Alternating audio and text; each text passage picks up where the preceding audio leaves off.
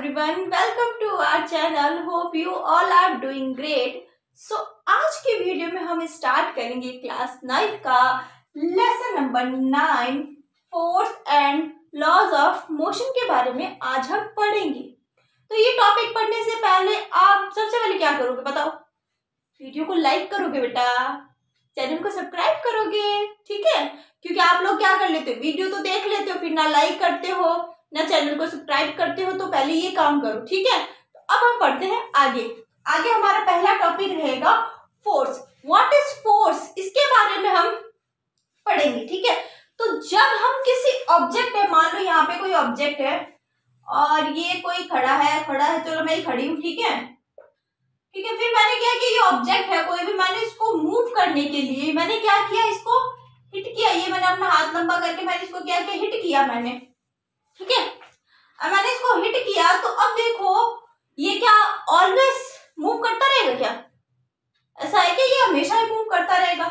नहीं, ऐसा तो नहीं है कि ये हमेशा ही मूव करता रहेगा। ये एट अ पॉइंट जाके क्या हो जाएगा, रुक जाएगा, ठीक है? जिसको इतना मतलब इस ऑब्जेक्ट को जितना हिट मिला है उतना दूर तक जाके ये क्या हो जाएगा, फिर रुक जाएगा। अब जब ये रुक जाएगा, इस समय समझ क्या आता है, ये कॉन्सेप्ट हमें ऐसा लग रहा है कि ना जो ऑब्जेक्ट्स होते हैं वो हमेशा उनकी नेचुरल स्टेट हमें क्या समझ आती है, रेस्ट। इससे हमें ये चीज समझ आती है, मतलब ऑब्जर्व करने से तो यही लग रहा है ना कि ये इसमें मैंने इसको हिट किया, हिट करने के बाद आगे जाके ये रुक गया। इसको ऑब्जर्व करने के बाद मुझे क्या या आपको क्या समझ आ रहा होगा इसमें कि मैडम इसका मतलब तो ये हुआ कि जो ऑब्जेक्ट होता है उसकी नेचुरल स्टेट क्या होती है, ऑलवेज रेस्ट होती है, क्योंकि अंत में जाके क्या हो गया, रुक गया, इसलिए इसकी नेचुरल स्टेट क्या रहेगी, रेस्ट, ठीक है? ऐसा हमको फील हो रहा है, बट हमारा जो हम गट फीलिंग कर रहे हैं ना वो बहुत ही ज्यादा गलत है। तो इसके लिए एक ये मिथ था कि भाई नेचुरल स्टेट क्या होती है, किसी भी ऑब्जेक्ट की रेस्ट होती है, बट ये क्या है, गलत है। क्यों गलत है? इस मिथ को तोड़ा किसने तोड़ा है, गैलीलियो ने एंड आइजैक न्यूटन। कौन है? आइजैक न्यूटन एंड गैलीलियो ने एक कॉन्सेप्ट दिया। उन्होंने एक कॉन्सेप्ट ये दिया कि जब हम किसी भी ऑब्जेक्ट को मूव करते हैं, ठीक है, तो उसके लिए क्या करना पड़ता है, हमें तो या तो हिट करना पड़ता है या फिर पुल करना पड़ता है या फिर पुश करना पड़ता है, ठीक है? कोई भी ऑब्जेक्ट है उसको, जो भी स्टेशनरी ऑब्जेक्ट, स्टेशनरी मतलब अनमूवेबल है, मतलब खड़ा है कहीं पे भी, ठीक है, या रखा हुआ है, ठीक है, स्टॉप रेस्ट की स्टेट में, ठीक है? तो स्टेशनरी ऑब्जेक्ट है उसको हमें मूव कराने के लिए, या फिर कोई मूविंग ऑब्जेक्ट है मतलब वो कंटिन्यू क्या कर रहा है, मूव कर रहा है, तो उसको क्या करने के लिए, स्टॉप करने के लिए, रेस्ट में लाने के लिए हमें क्या करना पड़ेगा, हिट, पुल या पुश करना पड़ेगा। ये बोला गैलीलियो एंड आइजैक न्यूटन ने कि भाई हम यही तो करते हैं, किसी भी जो रेस्ट की जो पोजीशन में या स्टेशनरी ऑब्जेक्ट है उसको मूव करने के लिए हम हिट, पुल या पुश करेंगे। मूविंग ऑब्जेक्ट है उसको स्टॉप या रेस्ट में लाने के लिए हम क्या करेंगे, हिट, पुल एंड पुश, इसमें से कुछ एक करेंगे, ठीक है? अब जो हम ये एफर्ट डालते हैं, जो हम ये हिट, पुल या पुश करने का, मान लो मेरे पास कोई ऐसा ऑब्जेक्ट है, ये मान लो, चलो मेरे पास एक मार्कर है ये, ठीक है, यहाँ पे ये है, ठीक है, अभी रेस्ट में स्टेशनरी ऑब्जेक्ट है, इसको मेरे को क्या करवाना है, मूव करवाना है। तो मैंने क्या किया, इसको थोड़ा सा पुश किया। क्या किया मैंने, इसको थोड़ा सा पुश किया।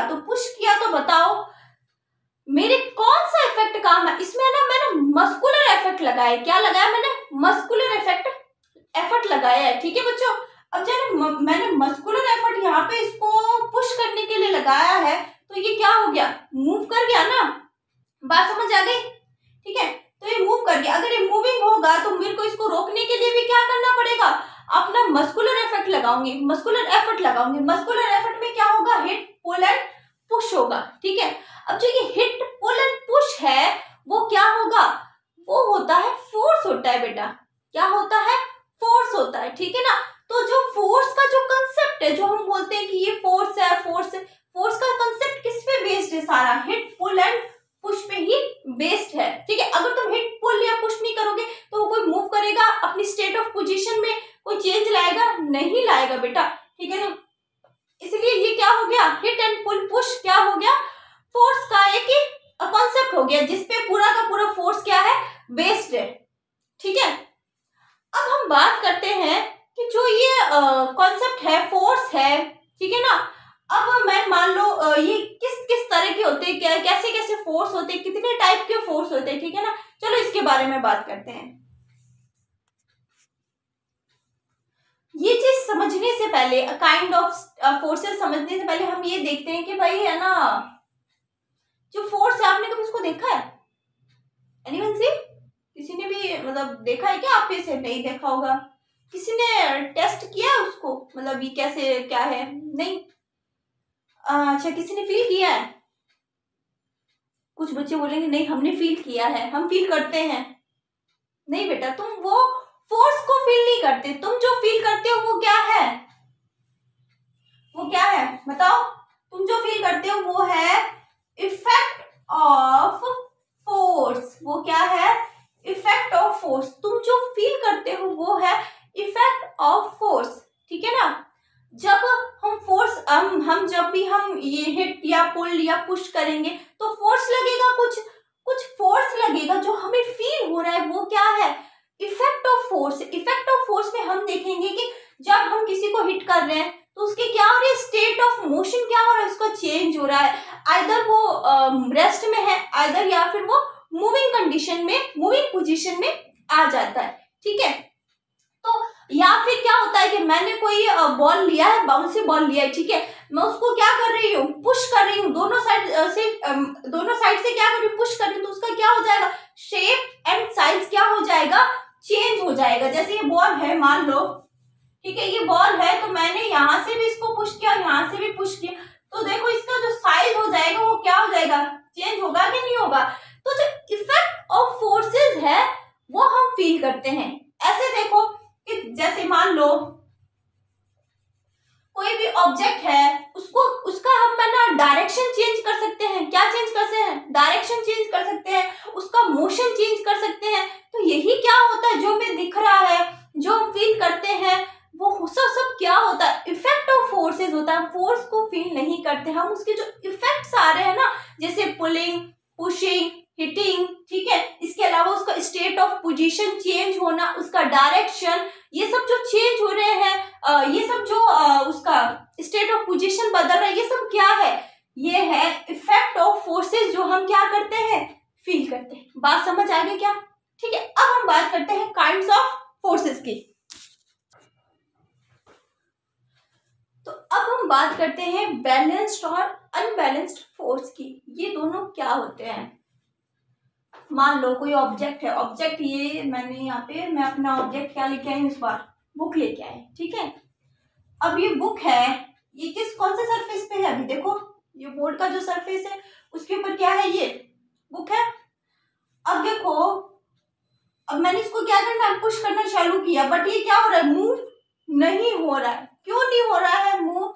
क्योंकि जिस सरफेस पे ये, मतलब ये जो बोर्ड के सरफेस पे है, ये जो बोर्ड का सरफेस है वो भी क्या कर रहा है, अपने जो ऑब्जेक्ट रखा हुआ है, जिस डायरेक्शन में फोर्स लगा रहे हैं उसके अपोजिट डायरेक्शन में वो क्या लगा रहा है, एक फोर्स लगा रहा है। क्या लगा रहा है? एक फोर्स लगा रहा है अपोजिट डायरेक्शन में। जिस डायरेक्शन में हम फोर्स लगा रहे हैं उसके अपोजिट डायरेक्शन में, देखो ये इसके अपोजिट डायरेक्शन में क्या लगा रहा है, ये सरफेस फोर्स लगा रहा है। हम लगा रहे हैं इस डायरेक्शन में फोर्स लगा रहे हैं, ठीक है। अब क्या हुआ, मैंने सोचा थोड़ा और पुश करते हैं, ठीक है ना, मैंने और पुश किया, और पुश, बट नहीं हुआ। क्यों नहीं हुआ? क्योंकि जो अपोजिट डायरेक्शन में जो फोर्स लगा रहा है वो क्या है, जो सरफेस जो फोर्स लगा रहा है वो क्या है, ज्यादा है। जो मैं लगा रही हूँ उस फोर्स से क्या है, ये वाला कम है और ये वाला क्या है, फोर्स ज्यादा है। तो इसकी वजह से ये ज्यादा होने के कारण ये वाला जो मेरा फोर्स है इसको बराबर नहीं कर पा रहा है। फिर मैंने फिर से कोशिश की, बट फिर भी नहीं हुआ। क्यों नहीं हुआ? या तो फिर ये क्या है, ये फोर्स ज्यादा है, कम है, ये वाला जो मैं फोर्स लगा रही हूँ वो इस वाले फोर्स से या तो कम है या फिर क्या है, इक्वल है। क्या है? इक्वल है। इक्वल होता है तब क्या होता है, ये वाला और जो ये वाला फोर्स है, क्योंकि देखो इसकी डायरेक्शन ये वाली है और इसकी डायरेक्शन ये वाली, तो आपस में क्या हो जाएंगे, ये कैंसिल हो जाएंगे। ठीक है, तो क्या होगा, एक दूसरे को क्या कर देंगे, बैलेंस कर देंगे। क्या कर देंगे, एक दूसरे को बैलेंस कर देंगे। जब जो मैं फोर्स लगा रही हूँ, जो ये फोर्स लगा रहा है, जब दोनों फोर्सेस इक्वल होंगे तब भी जो ऑब्जेक्ट है वो क्या करेगा, मूव नहीं करेगा। ठीक है ना, मूव नहीं करेगा। तो जो मैंने दोनों फोर्सेस लगाए वो क्या है, इक्वल है, तो वो एक दूसरे को क्या कर देंगे, कैंसिल कर देंगे। कैंसिल कर देंगे तो ऐसे फोर्सेस को क्या बोलेंगे, बैलेंस फोर्स। क्या बोलेंगे, जो मैं लगा रही हूँ फोर्स और जो सरफेस जो फोर्स लगा रहा है, जब दोनों फोर्स इक्वल हो जाएंगे तो उसको बोलेंगे बैलेंस्ड फोर्स। क्या बोलेंगे बच्चों, बैलेंस फोर्स बोलेंगे। ठीक है, अब हुआ यूं, मैंने कहा नहीं, मुझे तो ये आज हिलाना ही है, मेरे को आज ये आगे मूव करवाना ही है। ठीक है, अब मैंने ये ठान ली तो मैं क्या करूंगी, अपना मस्कुलर इफेक्ट और ज्यादा लगाऊंगी। अब मैंने लगाया, मैंने यूं लगाई, जोर से गया ना, हाँ, तो फिर आगे चला गया, मूव कर गया। अब ये जब मूव कर गया तो मैंने क्या देखा कि ये जो फ्रिक्शन फोर्स, मतलब जो ये सरफेस जो फोर्स लगा रहा था और जो मैंने फोर्स लगाया था वो क्या था, मैंने जो फोर्स लगाया था वो क्या हो गया था, अब ज्यादा हो गया था। इस फ्रिक्शन जो हमारा जो सरफेस का फोर्स है उससे क्या हो गया था, जो मैंने फोर्स लगाया था वो क्या हो गया था, ज्यादा हो गया। और फ्रिक्शन का फोर्स क्या हो गया, जो मैंने फोर्स लगाया था उससे क्या हो गया, कम हो गया। ठीक है ना, और जो सरफेस जो फोर्स लगाती है उसको क्या बोलते हैं, फ्रिक्शन फोर्स बोलते हैं। फ्रिक्शन फोर्स मतलब घर्षण बल। हिंदी मीडियम के कोई अगर बच्चे हैं तो क्या बोलेंगे, घर्षण बल। ठीक है ना, सरफेस, कोई भी surface X Y Z anyone, ठीक है ना, कोई भी सरफेस होती है तो वो ऑलवेज क्या लगाती है, एक अपोजिट डायरेक्शन में। हम जिस डायरेक्शन में मूव कर रहे होते हैं ना उसके अपोजिट डायरेक्शन में क्या लगाता है, एक फ्रिक्शन फोर्स लगाता है। अब मैंने क्या किया, इस फ्रिक्शन फोर्स से ज्यादा फोर्स लगा के अपना जो ऑब्जेक्ट था उसको क्या करवा लिया था, मैंने मूव करवा लिया। बात समझ आ गई। अब देखो, इससे पहले जब मैंने फोर्स लगाया बट हुआ नहीं, ठीक है, हुआ नहीं, तो मैंने सोचा कि ये वाला फोर्स और ये वाला फोर्स दोनों अगर बराबर होंगे तब ये मूव होगा क्या, नहीं होगा। क्यों नहीं होगा, क्योंकि ये वाला फोर्स को आपस में कैंसिल कर दिया, तो वो कौन सा फोर्स हो गया, बैलेंस्ड फोर्स हो गया। वही अगर ये वाला फोर्स क्या हो जाएगा, ज्यादा, और ये वाला फोर्स कम हो जाएगा तो ऑब्जेक्ट क्या करने लग जाएगा, मूव करने लग जाएगा। जब ऑब्जेक्ट मूव करने लग जाएगा तो बताओ ये वाला फोर्स और ये वाला फोर्स बराबर है क्या, नहीं, बराबर नहीं है। ठीक है, ये ज्यादा है ये कम है। जैसे पहले वाली कंडीशन में जब मूव नहीं हो रहा था तब ये कंडीशन बन रही थी कि भाई जो मैं लगा रही थी वो फोर्स कम है और फ्रिक्शन वाला फोर्स क्या है, ज्यादा है, तो मतलब बैलेंस नहीं था ना फोर्स। जब फोर्सेस आर नॉट बैलेंस्ड तो उसी को क्या बोलते हैं, अनबैलेंस्ड फोर्स। उसी को क्या बोलते हैं, अनबैलेंस्ड फोर्स। मतलब अनइक्वल फोर्सेस होते हैं ना, यहाँ पे अलग है, यहाँ पे अलग फोर्स लग रहा है, यहाँ पे मान लो यहाँ पे 20 न्यूटन का फोर्स लग रहा है, यहाँ पे 30 न्यूटन का फोर्स लग रहा है, तो क्या ये आपस में क्या बैलेंस है, बैलेंस है क्या, नहीं है बैलेंस। ठीक है, ऑब्जेक्ट मूव करेगा क्या, नहीं करेगा। मान लो यहाँ पे 40 न्यूटन का फोर्स लगा और यहाँ पे 30 न्यूटन का फोर्स है, तो अब बताओ ऑब्जेक्ट मूव करेगा क्या, बिल्कुल मूव करेगा।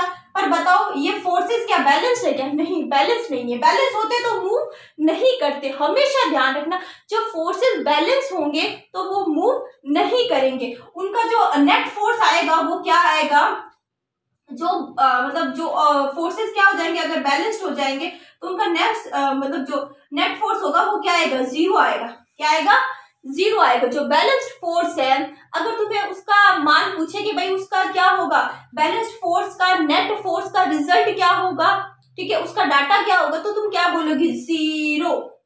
क्या होगा, जो बैलेंस्ड फोर्स होता है, यहाँ पे लिख दे रही हूं, देखो, बैलेंस्ड फोर्स नेट फोर्स क्या होता है, बैलेंस फोर्स का जीरो होता है। क्या होता है, बैलेंस फोर्स का नेट फोर्स होता है जीरो। अनबैलेंस्ड का क्या होता है, not equal zero. Net force क्या होता है अनबैलेंस्ड फोर्स का, नॉट इक्वल जीरो। बात समझ आई नहीं आई, ठीक है, आगे चलो। अब हम पढ़ते हैं हमारा जो लॉज ऑफ मोशन का जो पहला है नियम, उसको हम पढ़ेंगे अभी, ठीक है।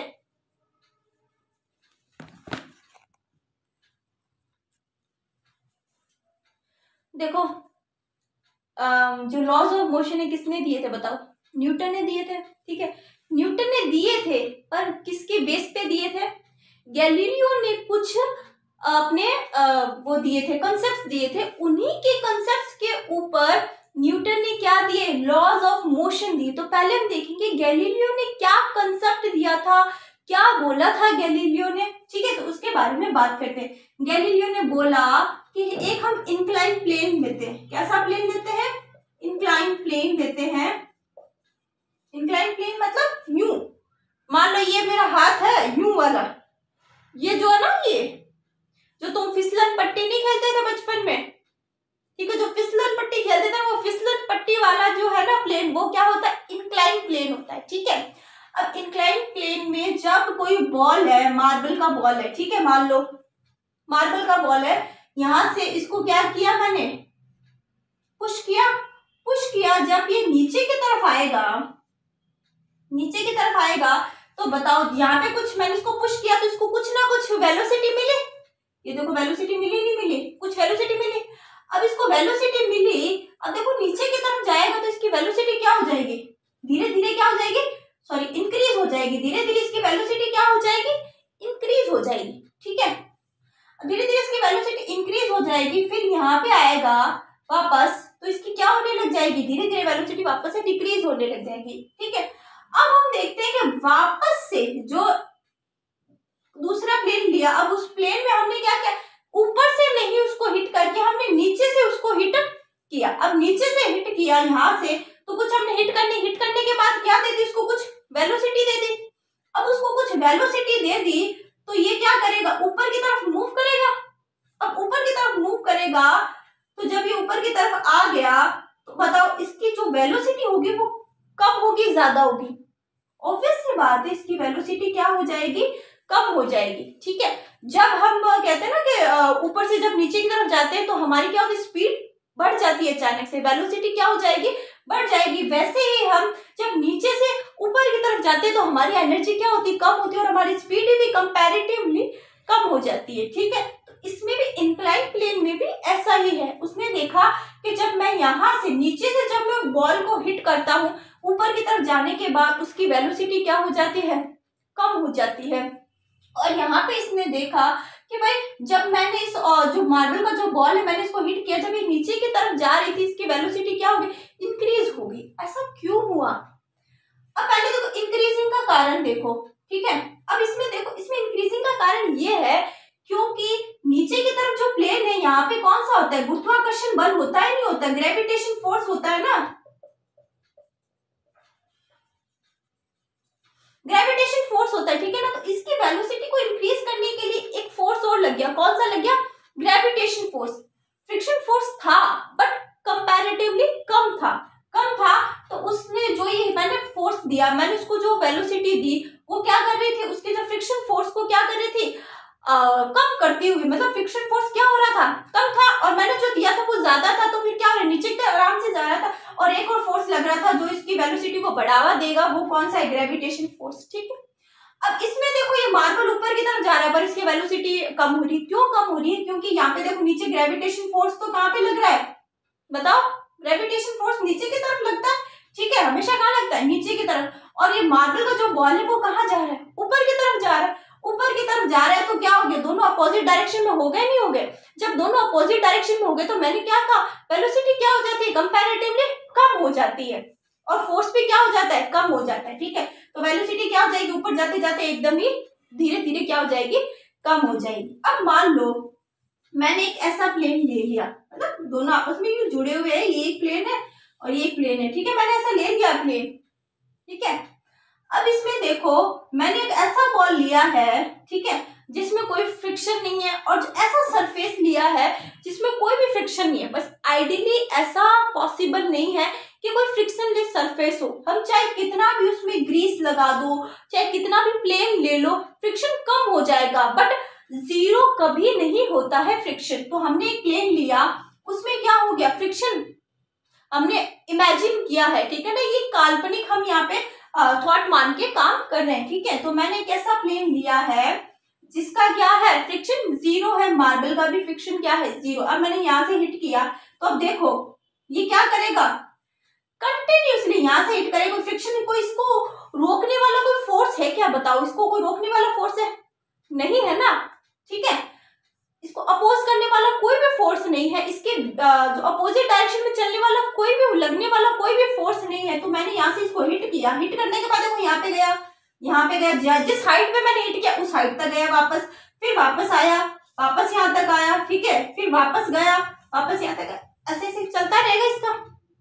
अब मान लो मैंने ये इंक्लाइन प्लेन लिया, इंक्लाइन प्लेन लेने के बाद मैंने यहाँ पे कुछ नहीं, मैंने यहाँ पे प्लेन सरफेस, फ्रिक्शनलेस सरफेस सीधा रख दिया, ठीक है ना, किधर क्या रख दिया, प्लेन या फ्रिक्शनलेस सरफेस को क्या कर दिया, सीधा कर दिया। मैंने यहाँ से बॉल को हिट किया तो बॉल यहाँ पे आई, क्योंकि फ्रिक्शन है ही नहीं, फ्रिक्शन है नहीं, तो बताओ ये रुकेगी क्या, बॉल रुकेगी, नहीं रुकेगी, क्योंकि इसको अपोज करने वाला, इसको रोकने वाला कोई भी फोर्स नहीं है, इसको रोकने वाला कोई भी फोर्स नहीं है।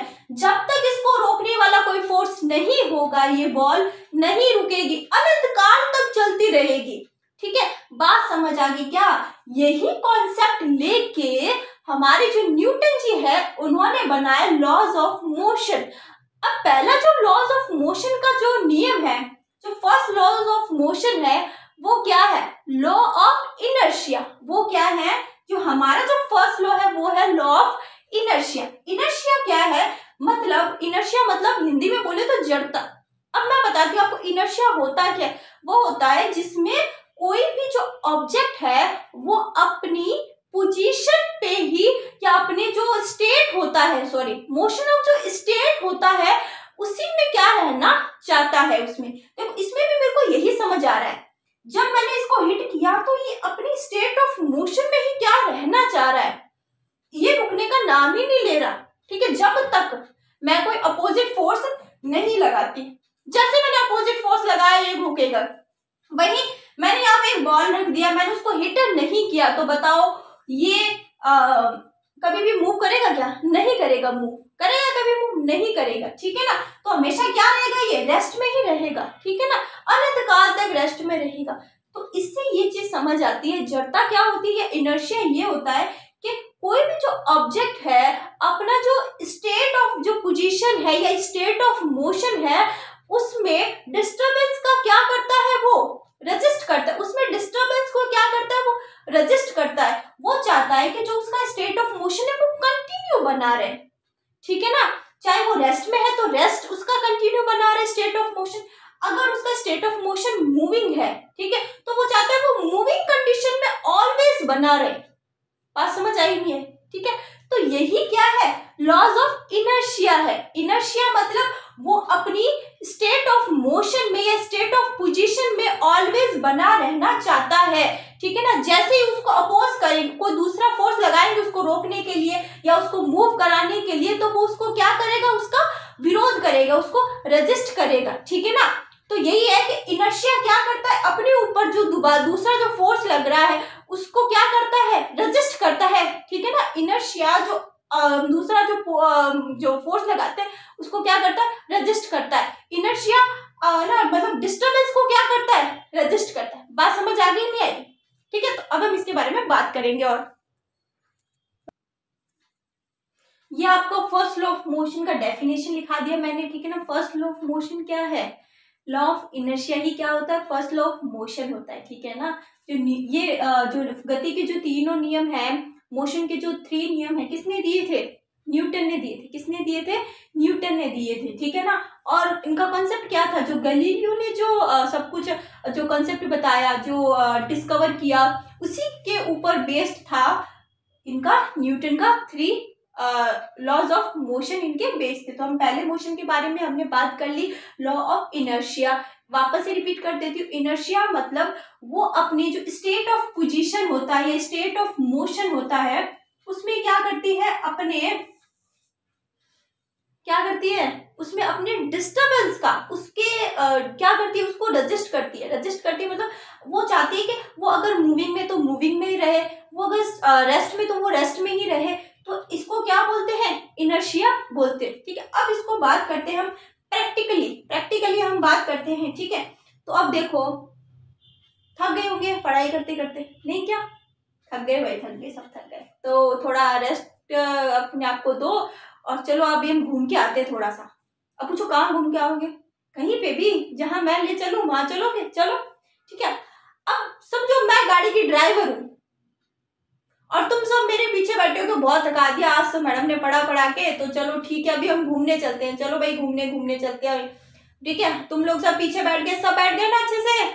ठीक है, चलो स्टार्ट करते हैं।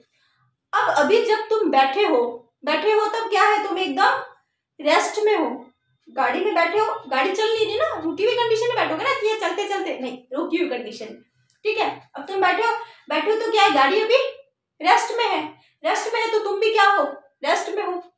अब मैंने क्या किया, गाड़ी चालू की, ठीक है, गाड़ी चालू करते ही मैंने उसको क्या दिया, एक वो होता ना इंजन का फोर्स, वो दिया और स्टार्ट की, इंजन स्टार्ट हुआ और गाड़ी मेरी चलनी स्टार्ट। जैसे मैंने गाड़ी चलना स्टार्ट किया तुम सब लोग क्या हो गए, पीछे की तरफ।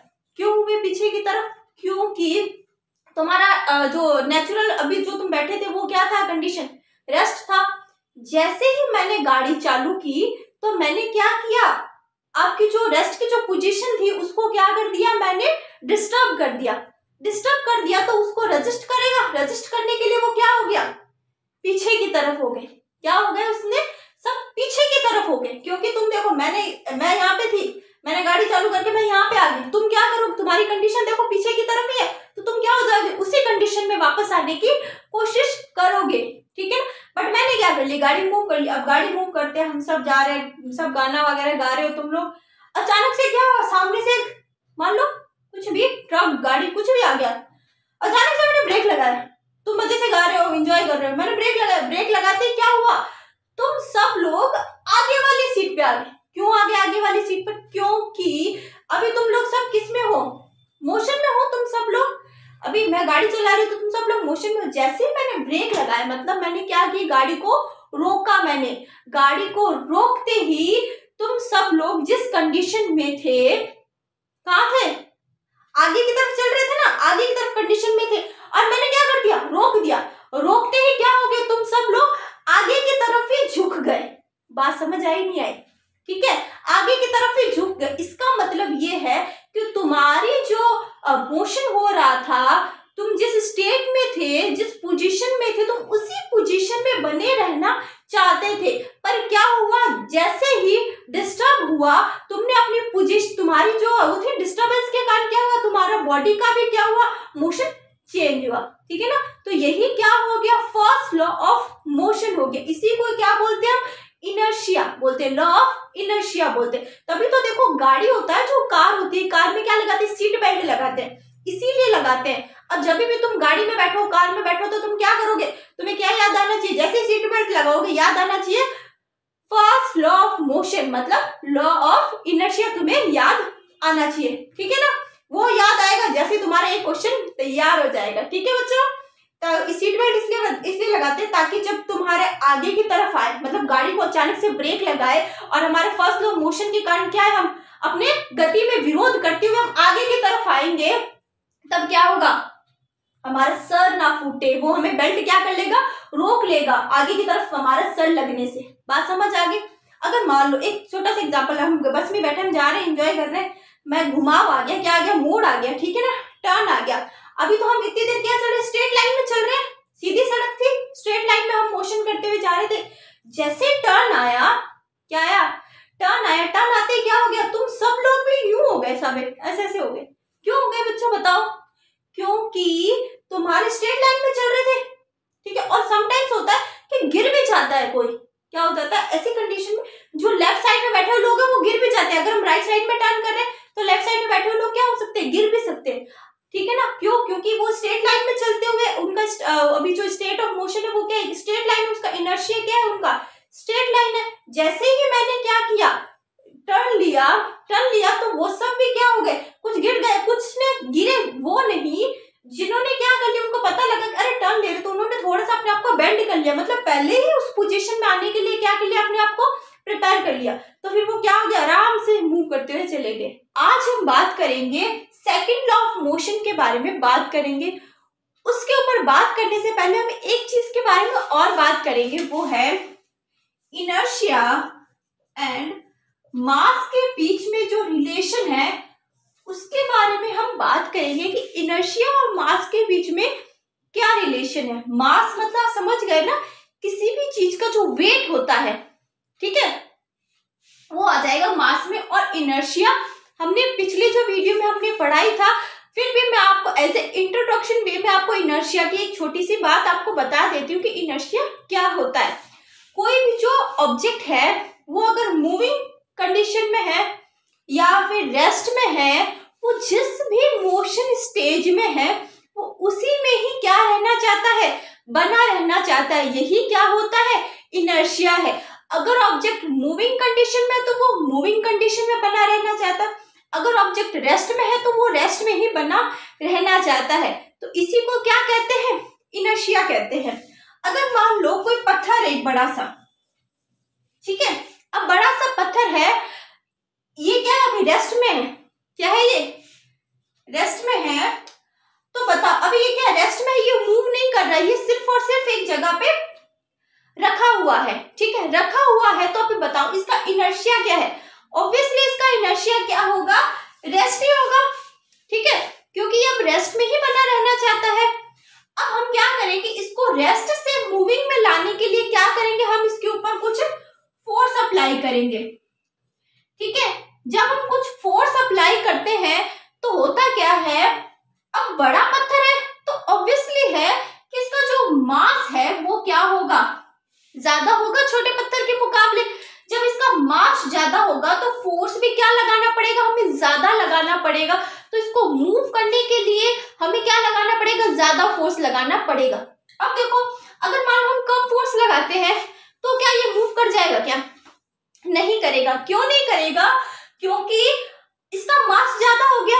मास ज्यादा हो गया तो जो ये रेस्ट कंडीशन में बना रहना चाहता है ना, वो कंटिन्यूअसली किस में बना रहेगा, रेस्ट में बना रहेगा। रेस्ट में बना रहेगा तो मास ज्यादा होने से इसको फायदा क्या हुआ, जो इसका इनर्शिया है वो भी क्या हो गया, ज्यादा हो गया। इनर्शिया क्या हो गया, ज्यादा हो गया। मतलब ये ज्यादा देर तक क्या रहेगा, रेस्ट में रहने की अपनी ट्राई करेगा, ठीक है ना।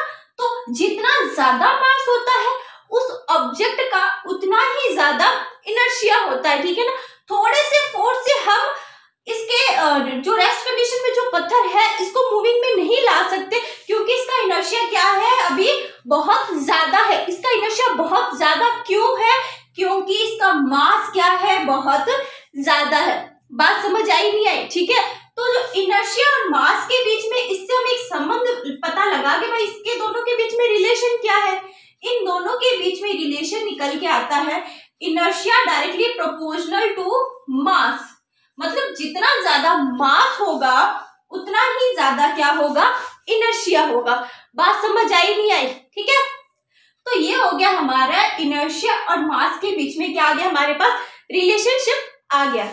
अब हम पढ़ेंगे सेकंड लॉ ऑफ मोशन,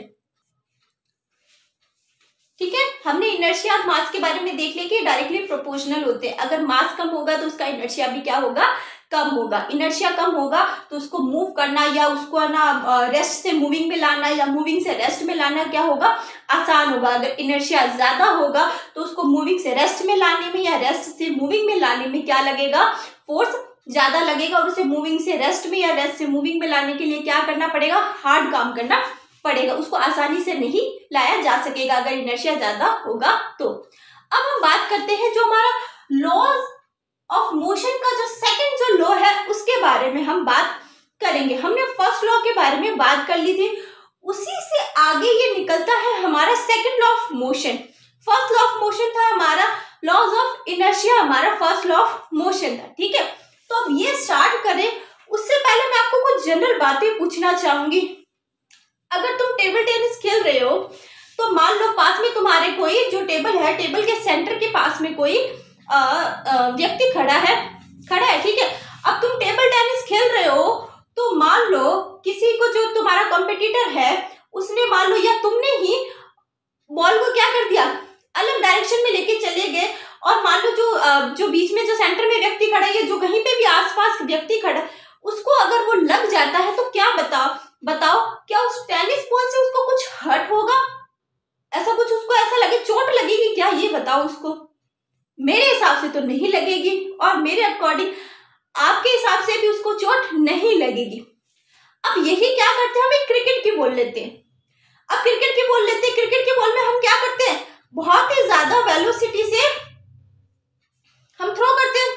जब हम थ्रो करते हैं, बाय चांस वो बॉल किसी फील्डर को या बैट्समैन को लगती है, तो इससे क्या होगा, बैट्समैन को या फील्डर को चोट लगेगी नहीं लगेगी, ऑब्वियसली चोट लगेगी। इसीलिए तो जो क्रिकेटर जो होता है सामने जो बैटिंग करता है, वो क्या करता है, सेफ्टी जो अपने होते हैं ना किट्स, वो पहनता है, ठीक है ना, बात समझ आ गई।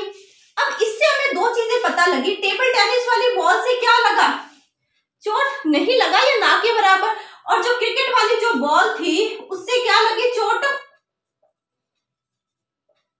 ज्यादा लगी, hurt less, and cricket ball से क्या लगी, हर्ट क्या हुआ, मतलब चोट क्या लगी, जो फील्डर था उसको क्या लगी, चोट ज्यादा लगी। अब मैं आपको एक एग्जांपल और लेती हूँ, हमने दो एग्जांपल ले लिए, तीसरा एग्जांपल इसके लिए मैं देखती हूँ। एक ट्रक खड़ा है, कोई भी मान लो एक ट्रक खड़ा है, ठीक है।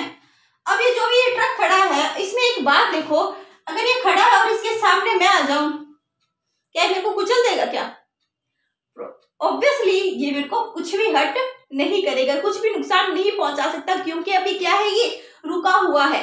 यही जो ट्रक है रुका हुआ है, मतलब इसमें कोई भी अभी वेलोसिटी नहीं है ना, वेलोसिटी क्या है, इसमें कोई भी वेलोसिटी नहीं है, वेलोसिटी क्या है, इसके भी जीरो है, रुका हुआ है, तो ये हर्ट नहीं करेगा, मतलब कुछ भी नुकसान नहीं पहुंचाएगा, ठीक है। वही क्या है, यही जो ट्रक है, मान लो इसके पास कुछ वेलोसिटी है, वेलोसिटी मान लो 1 मीटर पर सेकंड, मतलब ना के बराबर है, कुछ ना कुछ ये चल रहा है, ठीक है। अगर मैं इसके सामने आ जाऊं, फिर मैं इसके सामने आ जाऊं और ये ब्रेक भी ना लगा पाए, फिर ये ट्रक तो मेरे ऊपर से निकल जाएगा, निकलेगा नहीं निकलेगा, ठीक है। तो इस कंडीशन में क्या करेगा, ये हर्ट करेगा, ठीक है, नुकसान पहुंचाएगा। इसमें देखो इन सब चीजों से एक चीज मेरे को समझ आ रही है, ठीक है, टेनिस की बॉल थी, वो चाहे थोड़ा ही हर्ट कर रही थी या बहुत कम हर्ट कर रही थी, तो कुछ ना कुछ तो इसका इम्पैक्ट आ रहा था किसी के ऊपर लगने से। तो यहाँ पे देखो टेनिस की बॉल थी, उसका कुछ मास होगा, मास है वो कंपैरेटिवली ना के बराबर है, क्या है, ना के बराबर है, तो हर्ट भी क्या हुआ, हमें ना के बराबर हुआ, ठीक है। क्यों, मास क्या ना के बराबर है, वेलोसिटी तो है और इसमें मास क्या है, ना के बराबर है, तो इसको हम नेग्लिजिबल कर सकते हैं, ठीक है। तो हर्ट भी क्या होगा, हमें ना के बराबर होगा। वही क्रिकेट की जो बॉल होती है उसका मास भी क्या है, ज्यादा है, और जो उसकी वेलोसिटी भी क्या है, ज्यादा है, क्योंकि जो बॉलर बॉल को थ्रो करता है तो उसकी वेलोसिटी भी क्या होती है, ज्यादा होती है। जब उसकी वेलोसिटी ज्यादा होगी और मास भी क्या है, ज्यादा है, तो वो क्या कर रहा है, हर्ट कर रहा है। अब तीसरी कंडीशन में देखते हैं, यहाँ पे मास तो बहुत ज्यादा है पर वेलोसिटी क्या है, जीरो है, ठीक है, तो इसलिए वो हर्ट नहीं कर रहा, ठीक है। अब चौथी कंडीशन देखो, यहाँ पे मास भी है और वेलोसिटी भी है, वो था, ठीक है ना, दोनों चीजें यहाँ पे है, तो वो क्या कर रहा है, हर्ट कर रहा है। तो एक बात समझ आएगी क्या इससे, देखो जब भी मास और वेलोसिटी जो दोनों जो एलिमेंट्स है कहीं पे भी अगर मौजूद है, मास और जो वेलोसिटी दोनों एलिमेंट जहां पे भी मौजूद है, उसका कुछ ना कुछ क्या आ रहा है, इम्पैक्ट आ रहा है, बात समझ रहे हो क्या, उसका कुछ ना कुछ क्या आ रहा है, इम्पैक्ट आ रहा है, उसका कुछ ना कुछ हमें क्या मिल रहा है, रिजल्ट मिल रहा है, ठीक है। तो अब इससे हमें एक चीज पता लग रही है कि जो मास और जो वेलोसिटी होती है साथ में होती है, तो उसका कुछ ना कुछ इम्पैक्ट आता है, खाली वेलोसिटी कुछ इम्पैक्ट नहीं कर सकता, खाली मास भी कुछ इम्पैक्ट नहीं कर सकता। जब ये दोनों साथ में होंगे तभी क्या करेंगे, कुछ ना कुछ इम्पैक्ट करेंगे, ठीक है ना, कुछ ना कुछ प्रभाव डालेंगे किसी भी ऑब्जेक्ट के ऊपर। अब हम देखते हैं, जब ये न्यूटन ने इन दोनों को देखा कि भाई जो मास और वेलोसिटी जब दोनों साथ में आएंगे तो उन्होंने कुछ ना कुछ इम्पैक्ट डाला, तो इन्होंने इन दोनों को साथ में लिया, तो इन्होंने न्यूटन ने इन दोनों को क्या बोला, मोमेंटम बोला। क्या टर्म दिया, जब मास और वेलोसिटी को कंबाइन करके न्यूटन ने इनको एक नया वर्ड दिया, इसको इन्होंने बोला मोमेंटम। क्या बोला, दिया मास और वेलोसिटी को कंबाइन करके। ठीक है, इससे हमारा एकदम क्लियर हो रहा है कि मास और वेलोसिटी को कंबाइन क्यों किया, क्योंकि खाली मास कुछ नहीं कर सकता या खाली वेलोसिटी भी कुछ नहीं कर सकती। ये दोनों जब होंगे तो कुछ ना कुछ इम्पैक्ट पड़ेगा। जो भी इम्पैक्ट पड़ रहा है उसको हमने मास और वेलोसिटी को इंक्लूड करके न्यूटन ने क्या नया वर्ड दिया, इन दोनों को मिला के मोमेंटम वर्ड दिया। अब इसके बारे में हम आगे बात करते हैं। ठीक है बच्चों, हमने अभी पढ़ा मोमेंटम को पढ़ा कि मोमेंटम क्या है। ठीक है, तो जो भी इम्पैक्ट जो प्रोड्यूस हो रहा है, हमने जो 4 एग्जांपल देखी उसमें जो इम्पैक्ट प्रोड्यूस हो रहा है वो किसके कारण प्रोड्यूस हो रहा था, मास एंड वेलोसिटी के कारण प्रोड्यूस हो रहा था। तो न्यूटन ने क्या कि इन दोनों को कंबाइन करके एक नया टर्म दिया, उसको क्या बोला, मोमेंटम। ठीक है ना, तो इसका फॉर्मूला हो जाता है P = m/v हो जाता है। जहां पे जो P है ना, जो P सिंबल है वो किसको रिप्रेजेंट कर रहा है, मोमेंटम को रिप्रेजेंट कर रहा है। m जो सिंबल है वो मास को रिप्रेजेंट कर रहा है, वही जो v सिंबल है वो वेलोसिटी को रिप्रेजेंट कर रहा है। ठीक है बच्चों, अब हम देखते हैं कि जो मोमेंटम है उसकी एसआई यूनिट क्या होगी। एसआई यूनिट निकालना बहुत सिंपल होता है, इसको हार्ड मत समझा करो। ठीक है ना, हम किसी का भी एसआई यूनिट निकाल सकते हैं जब हमें क्या पता हो, फॉर्मूला पता हो। ठीक है ना, तो हमें उसको एसआई यूनिट को कभी भी रटने की जरूरत नहीं है। तो इसके लिए देखो, जो मास है उसका क्या होता है यूनिट, किलोग्राम होता है क्या, नहीं होता है ना। मास का यूनिट क्या होता है, किलोग्राम होता है। वही वेलोसिटी का यूनिट हम सबको पता है क्या होता है, मीटर पर सेकंड होता है। तो यही क्या हो जाएगा हमारा एसआई यूनिट, क्योंकि दोनों मल्टीप्लाई में है तो ये क्या हो जाएगा, मल्टीप्लाई में हो जाएंगे दोनों। ठीक है, तो किलोग्राम मीटर पर सेकंड, ये क्या होगी हमारी मोमेंटम की एसआई यूनिट हो गई। ठीक है, तो अब हम इसको थोड़ा और आगे बढ़ते हैं। ठीक है, ये तो मान लो एक तरह से सेकंड लॉ ऑफ मोशन का क्या है, स्टार्टिंग है मोमेंटम। तो सेकंड लॉ ऑफ मोशन में हमारे पास पहली चीज आ गई मोमेंटम। अब हम इसकी आगे बात करते हैं। ठीक है ना, मोमेंटम होता है ना, उसमें दोनों चीजें होती है। उसमें क्या होता है, डायरेक्शन भी होता है, मैग्नीट्यूड भी होता है। पूछोगे मैडम कैसे डायरेक्शन, वेलोसिटी में क्या होता है, डायरेक्शन होता है नहीं होता। ठीक है, वेलोसिटी में क्या होता है, डायरेक्शनल, जो वेलोसिटी वो डायरेक्शनल प्रॉपर्टी है, वही जो मास है वो क्या है, मैग्नीट्यूड प्रॉपर्टी है। ठीक है ना, तो जो हमारा मोमेंटम होता है has both directional and magnitude. ठीक है बच्चों, देखो हम जब मोमेंटम है उसको भी चेंज कर सकते हैं। अब देखो चेंज कैसे कर सकते हैं, फर्स्ट लॉ ऑफ इनर्शिया क्या है, कोई भी ऑब्जेक्ट है इसके ऊपर अपन फोर्स लगाते हैं, फोर्स लगाते हैं तो क्या होती है, उसकी वेलोसिटी चेंज होती है। ठीक है ना, क्योंकि जो हमारा फर्स्ट लॉ ऑफ इनर्शिया है उससे हमें ये पता है कि जब भी है ना कोई जो ऑब्जेक्ट होता है अपने मोशन में बना रहना चाहता है। ठीक है ना, मोशन में बना रहना चाहता है, इसके अपने मोशन में ना रुकावट का क्या करता है, ये विरोध करता है। विरोध करता है तो विरोध के फलस्वरूप क्या होता है, वेलोसिटी चेंज होता है। वेलोसिटी चेंज होता है तो हम इसमें फोर्स लगाएंगे, कोई यूनिफॉर्म ये वेलोसिटी से चल रहा है, इस पे फोर्स लगाएंगे। फोर्स लगाएंगे तो हम क्या कर रहे हैं, ये अपनी गति में है ना रुकावट का क्या करेगा, विरोध करेगा। विरोध करेगा तो वेलोसिटी चेंज होगा। वेलोसिटी जब चेंज होगा तो ऑब्वियसली बात है, हमें पता है कि जो मोमेंटम है इसका फॉर्मूला होता है P = m/v होता है। जब v चेंज होगा तो P भी चेंज होगा, नहीं होगा, सिंपल सी बात है। जब v चेंज होगा तो मोमेंटम भी क्या होगा, चेंज होगा। ठीक है ना, तो इससे हमें ये पता लगता है कि जब कोई भी जो ऑब्जेक्ट है उसका अगर वेलोसिटी चेंज होता है तो उसका मोमेंटम भी क्या होता है, चेंज होता है। अब हम समझते हैं एक एग्जांपल से इसको। कोई कार है, ठीक है, मान लो ये कोई कार है, और मैडम ये कैसी कार है, स्पेशल कार है। ठीक है ना, ये ठीक है स्पेशल कार है ये। अब क्या कर रहे हैं हम इसको, ये ना रुकी हुई कंडीशन में, क्या है, रेस्ट में है ये। इसको हमें फोर्स लगा के क्या करना है, आगे इसको बढ़ाना है। तो अब ये रुकी हुई कंडीशन में इसको पुश करेंगे, पुश करेंगे। अब देखो एक तो पुश करते हैं सडनली, सडनली मतलब ऐसे एकदम अचानक से यूं धक्का दे दिया, थोड़ा सा एकदम सडनली जोर से धक्का दे दिया, बस ठीक है। अनबैलेंस फोर्स हमने लगाया, क्या लगाया हमने, अनबैलेंस्ड फोर्स लगाया और सडनली दिया। ठीक है ना, कोई हमने ऐसे नहीं सोच के सडनली पुश लेके वापस से हट गए, तो बताओ गाड़ी स्टार्ट हो जाएगी क्या, मे बी एंड पॉसिबली यही होता है कि वो गाड़ी बहुत ही हार्डली स्टार्ट होगी, एकदम से स्पीड नहीं पकड़ेगी। ठीक है ना, बहुत ही मुश्किल से उसको है ना वो स्टार्ट होने में काफी टाइम लेगी और हार्डली मे बी स्टार्ट ना भी हो ऐसी कंडीशन में। वहीं दूसरी तरफ अगर हम क्या करें, जो गाड़ी है इसको जो फोर्स लगा रहे हैं वो क्या लगा रहे हैं, कंटिन्यूसली लगा रहे हैं। क्या लगा रहे हैं, यू कंटिन्यूसली उसको क्या कर रहे हैं, पुश कर रहे हैं, कंटिन्यूसली पुश कर रहे हैं फॉर सम ओवर टाइम, ठीक है ना, फॉर सम टाइम, ठीक है ना, इसको कुछ समय के लिए, मतलब कंटिन्यूसली साथ में कुछ टाइम भी दे रहे हैं। ऐसा नहीं कि एक बार किया बस हट गया, नहीं, साथ में कुछ टाइम भी दे रहे हैं और पुश कर रहे हैं। तो फिर क्या होगा, इससे इसका क्या होगा, एक्सेलरेशन बढ़ेगा। पहले क्या बढ़ेगी, वेलोसिटी चेंज होगा, वेलोसिटी में क्या होगा, चेंज होगा, वेलोसिटी में चेंज होगा तो एक्सेलरेशन मिलेगा, इसको एक्सेलरेशन मिलेगा तो स्पीड पकड़ के क्या हो जाएगी, गाड़ी चलना स्टार्ट हो जाएगी। अब सिंपल सी बात है, जब वेलोसिटी चेंज हुआ, एक्सेलरेशन मिला, स्पीड बढ़ी, तो ऑब्वियसली बात है यहाँ पे क्या होगा, चेंज ऑफ मोमेंटम हुआ क्या नहीं हुआ। अब यहाँ पे दो चीजें हमने देखी।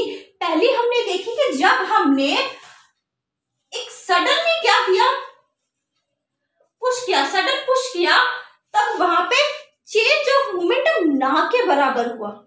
वहीं पर हमने क्या किया, जो पुश है वो हमने क्या किया, कंटिन्यूस पुश किया, कंटिन्यूस पुश किया फॉर सम ओवर टाइम, ठीक है ना, for some time,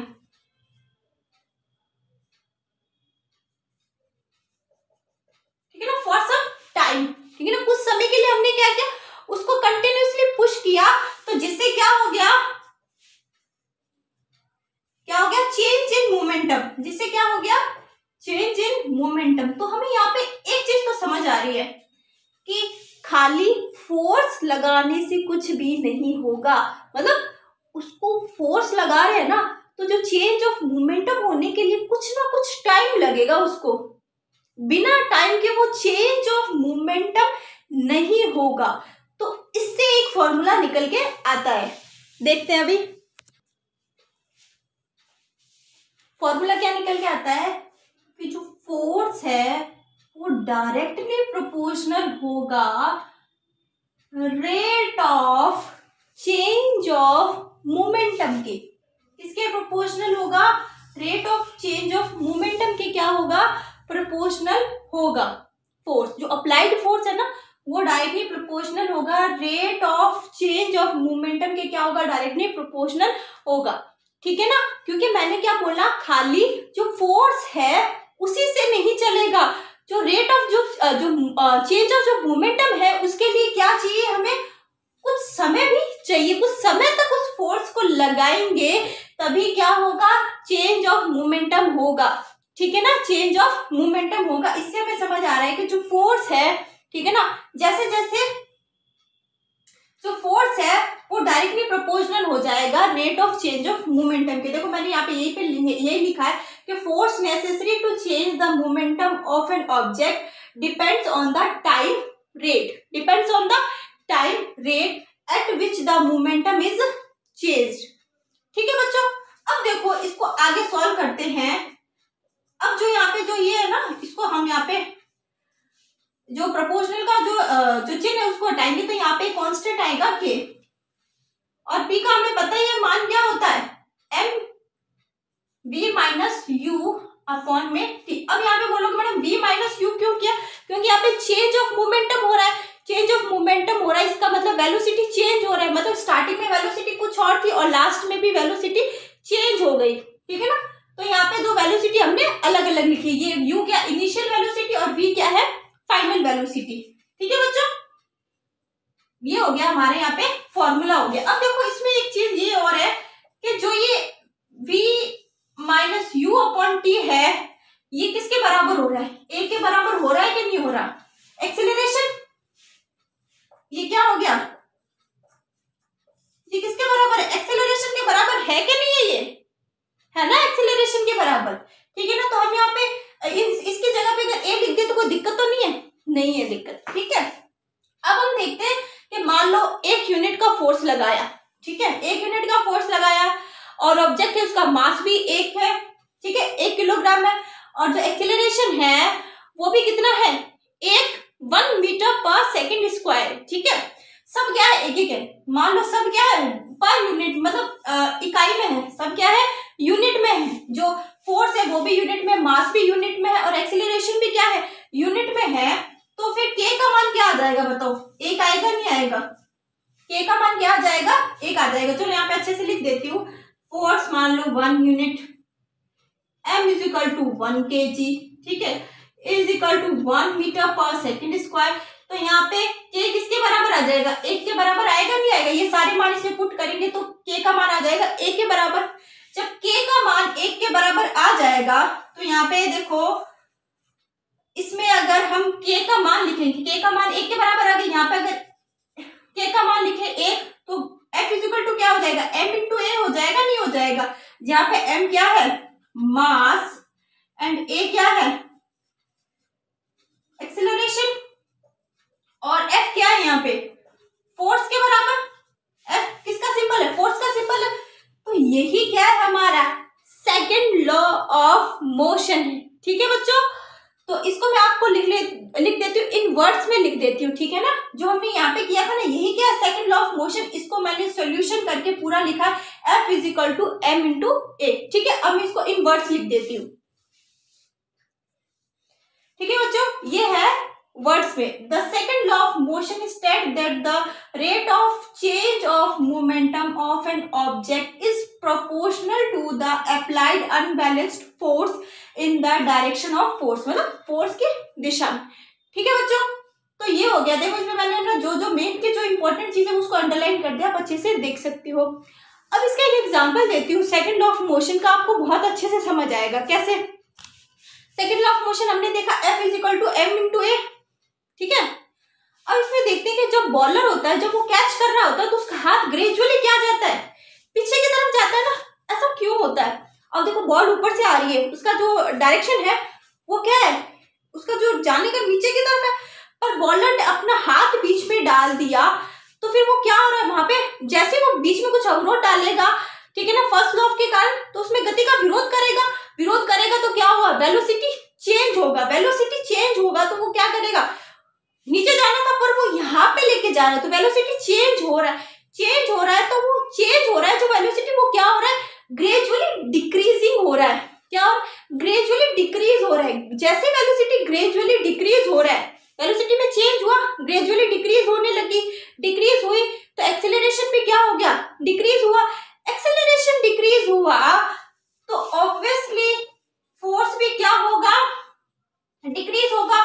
force decrease होगा तो जो क्रिकेटर जो कैच कर रहा है उसको क्या लगेगी, चोट नहीं लगेगी, ठीक है ना। यही अगर मान लो वो सीधा यूं ही कैच कर ले, वो पीछे उसका नहीं लेके जाए, तो उसको बताओ कितना फोर्स के साथ आ रहा है, क्योंकि इसका एक्सेलरेशन बहुत ज्यादा है, वो ऊपर से आ रहा है, एक्सेलरेशन बहुत ज्यादा है, वेलोसिटी बहुत ज्यादा, एक्सेलरेशन फिर बहुत ज्यादा, तो फोर्स भी क्या होगा बहुत ज्यादा, जिससे क्या लगेगी, चोट लगेगी। इसलिए उसके वेलोसिटी को कम करने के लिए वो पीछे की तरफ लेके जाता है, ठीक है बच्चों।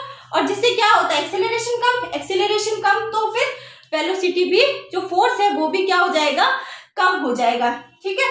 तो हमें ये अच्छे से यहाँ पे आपको मैंने सेकंड लॉ ऑफ मोशन समझा दिया। तो सेकंड लॉ ऑफ मोशन में दो चीजें हमने देखी, एक तो मोमेंटम देखा और दूसरा देखा हमने फोर्स के बारे में, फोर्स का फॉर्मूला देखा और मोमेंटम का फॉर्मूला देखा, ठीक है। मोमेंटम का फॉर्मूला P = m × v, इसी से हमने आगे अच्छे से समझ के हमने फोर्स का फॉर्मूला निकाल लिया।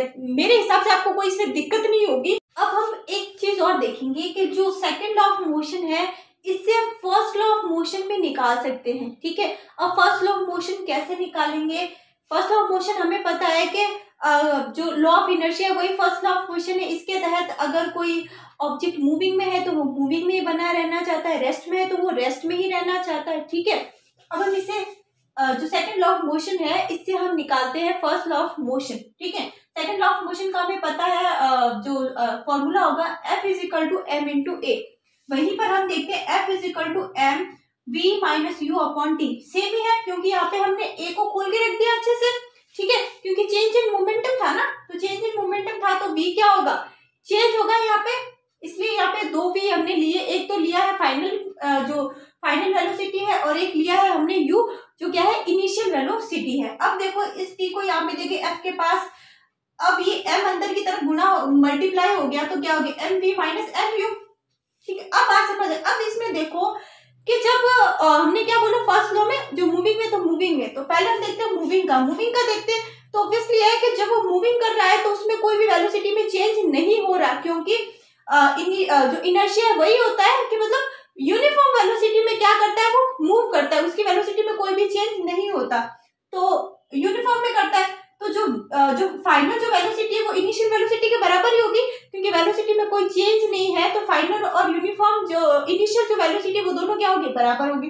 बराबर होगा तो अब देखो यहाँ पे भी मैं यू रख देती हूँ और यहाँ पे भी यू रख देती हूँ, तो ये दोनों आपस में आपस में घट के क्या हो जाएगा, जीरो हो जाएगा, नहीं हो जाएगा, किसके बराबर हो जाएगा, जीरो। तो एफ यहाँ पे क्या हो जाएगा, जीरो होगा, एफ जीरो होगा, तो इसका मतलब ये निकल रहा है एफ जीरो होने से कि वो जो मूविंग में है तो मूविंग भी बना रहेगा, क्योंकि वहां पे कोई भी फोर्स अप्लाई नहीं होगा, ठीक है ना। जब इनिशियल और फाइनल वेलोसिटी बराबर होगी तो वहां पे कोई भी फोर्स अप्लाई नहीं होगा, मतलब फोर्स क्या होगा, वहां पे जीरो होगा, ठीक है। तो this means that the object will continue moving with uniform velocity u through out the time. बात समझ आ गई, ठीक है बच्चों। अब हम देखते हैं दूसरा रेस्ट में होगा तो वेलोसिटी क्या होगी, इनिशियल और फाइनल दोनों ही क्या होगी, जीरो होगी। इनिशियल जीरो तो ऑब्वियसली फाइनल जो वेलोसिटी है वो भी क्या होगी, जीरो होगी। तब ये जीरो, ये भी जीरो, तो फिर जो क्या नाम है फोर्स है वो भी क्या रहेगा, जीरो होगा। फोर्स जीरो होगा तो इसका मतलब जो ऑब्जेक्ट है वो किस में रहेगा, रेस्ट में ही रहेगा, ठीक है ना। तो object will remain at rest, ठीक है। बात समझ आ गई। ये हमने जो दूसरा जो लॉ ऑफ मोशन था, इससे हमने दोनों जो मूविंग और रेस्ट है वो कंडीशन का हमने देख लिया फर्स्ट लॉ ऑफ मोशन का, ठीक है। अब हम बात करते हैं जो फोर्स होता है इसका फॉर्मूला क्या होगा, सॉरी इसका एसआई यूनिट क्या होगा। इसका एसआई यूनिट होगा, देखो यहाँ पे क्या है, मास का क्या होता है, किलोग्राम, ठीक है, और मल्टीप्लाई पे क्या है, एक्सेलरेशन का एसआई यूनिट होता है मीटर पर सेकेंड स्क्वायर होता है, ठीक है। तो kilogram into metre per second square, ये क्या हो गया हमारा फोर्स का ऐसा यूनिट हो गया। इसका जो ऐसा यूनिट है ये किसके बराबर होता है, ये न्यूटन के बराबर होता है। न्यूटन ने ये लॉ दिया था तो इन्हीं के सम्मान में इनको ये यूनिट मिलता है फोर्स को। तो फोर्स का यूनिट क्या होता है, न्यूटन भी फोर्स का यूनिट होता है। तो ये दोनों क्या है, बराबर ही है, ठीक है ना। चाहे तुम न्यूटन लगाओ इसका यूनिट या किलोग्राम पर मीटर सेकेंड लगाओ। अब हम पार्ट 3 में पढ़ेंगे, थर्ड लॉ ऑफ मोशन पढ़ेंगे, ठीक है।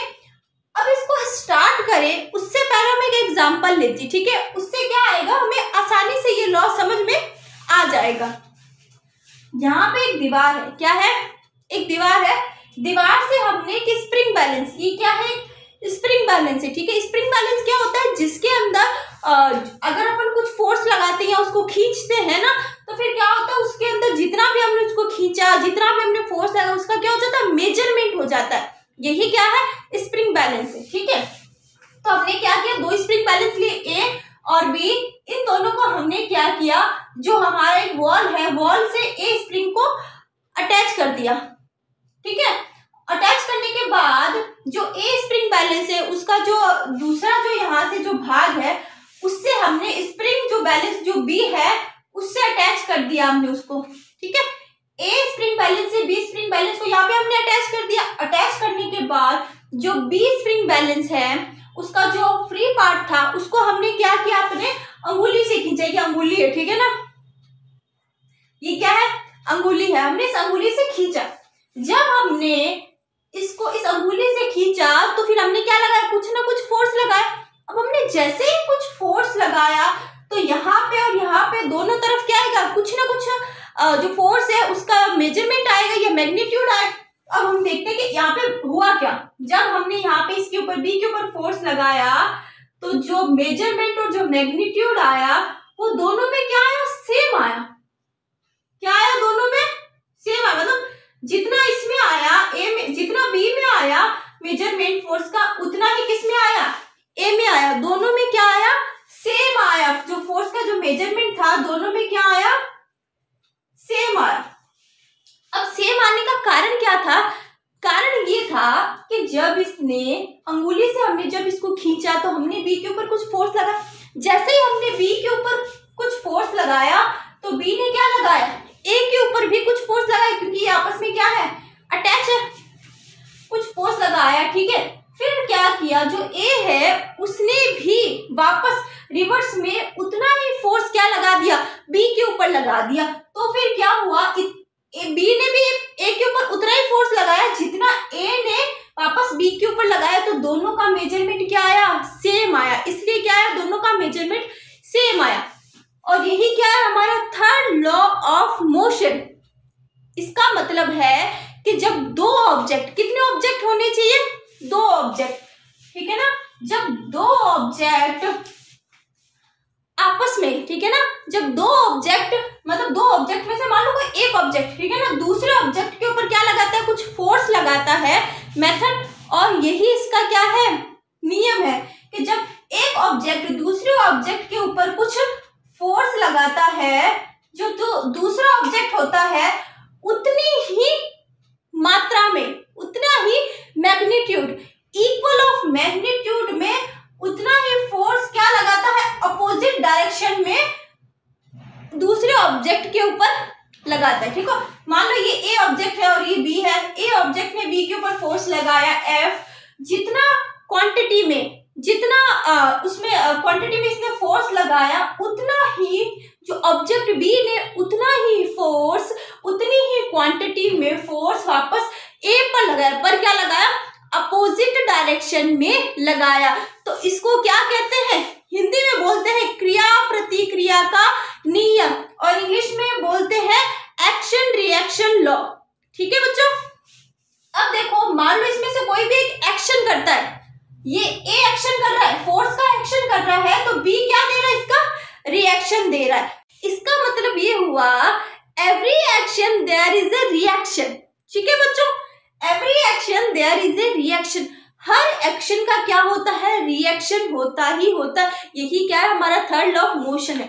अब मैं आपको इसको नॉर्मल जो आप क्या ना, जो डेली रूटीन है उसमें आपको एक अच्छा एग्जांपल देती हूँ।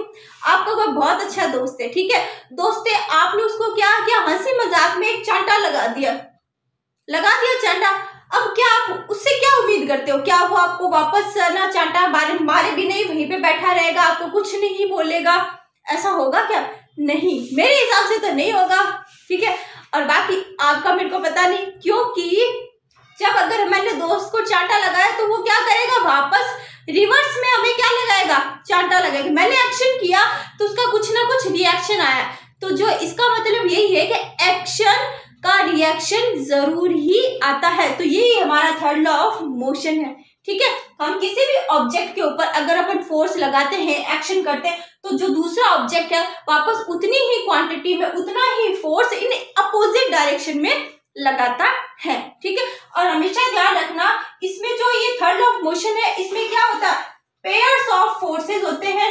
पेयर्स ऑफ फोर्सेस है ना, देखो एक जो ऑब्जेक्ट लगा रहा है दूसरे ऑब्जेक्ट के ऊपर, वापस जो दूसरा ऑब्जेक्ट है वो लगा रहा है पहले ऑब्जेक्ट के ऊपर, तो पेयर ऑफ फोर्सेस है नहीं है, क्योंकि अब आप तो बोलोगे बड़ा मैग्नीट्यूड तो सेम, मैग्नीट्यूड सेम है बेटा, पर अपोजिट डायरेक्शन में ना, तो यहाँ पे क्या हो गया, टू पेयर्स ऑफ फोर्सेस होते हैं। और हमेशा ध्यान रखना, ये जो फोर्सेस लग रहे हैं सेम ऑब्जेक्ट पे लग रहे हैं क्या, देखो ए ने जो फोर्स बी पे लगाया वो वापस बी पे थोड़ी ना लग रहा है, नहीं, जो दूसरा फोर्स लग रहा है वो बी से ए की तरफ लग रहा है, तो दोनों जो फोर्सेस लग रहे हैं वो अलग अलग ऑब्जेक्ट पे लग रहे हैं।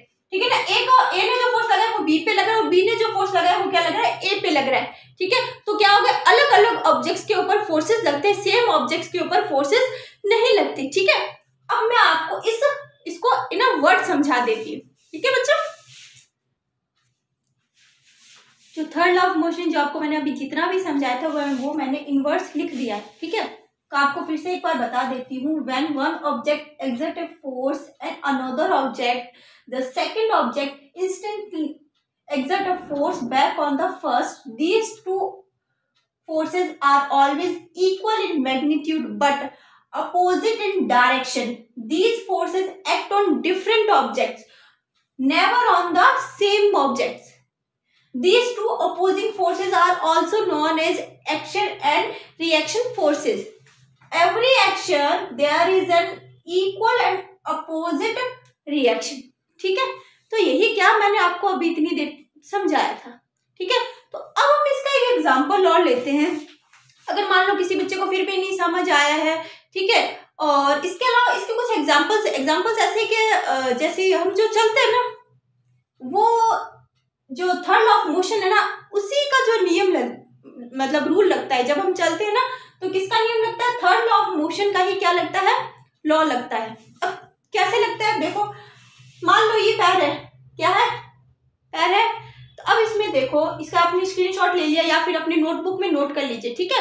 तो अब हम देखते हैं यहाँ पे क्या, मान लो ये पैर है, ठीक है। अब हम क्या कर रहे हैं? चल रहे हैं। तो पहले क्या होता है? हम चलते हैं तो फिर हमारा जो पीछे वाला जो होता है ना, जो पैर का जो पीछे वाला एड़ी वाला पार्ट होता है वो क्या होता है? जो होते हैं ना सरफेस को टच करता है। जैसे वो सरफेस को टच करता है तो क्या कर रहा है? पुश कर रहा है, कुछ नीचे की तरफ क्या करता है? पुश करता है। जैसे ही जो हमारा जो पीछे वाला पार्ट का जो एड़ी वाला भाग है वो जब सरफेस को पुश करता है तो सरफेस भी क्या करती है? उतना ही इक्वल अमाउंट में फोर्स को क्या करती है? वापस ऊपर की तरफ क्या करती है?